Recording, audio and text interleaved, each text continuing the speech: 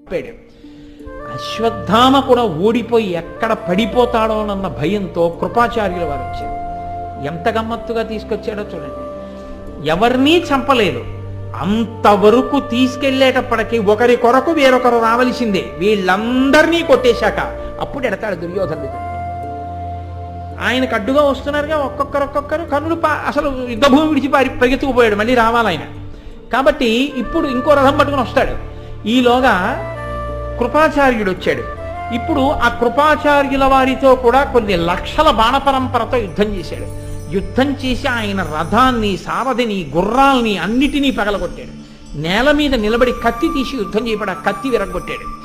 కృపాచార్యుల వారికి వేరొక దిక్కు లేక పరిగెత్తి అశ్వత్థామ రథం ఎక్కేశారు. ఇంకా ఓడిపోయిన వారి రథం ఎక్కడం అంటే కృపాచార్యుడు కూడా వదిలిపెట్టేసినట్టేగా. ఇప్పుడు ఆయన విడిచిపెట్టేశాడు. ఇప్పుడు మొత్తం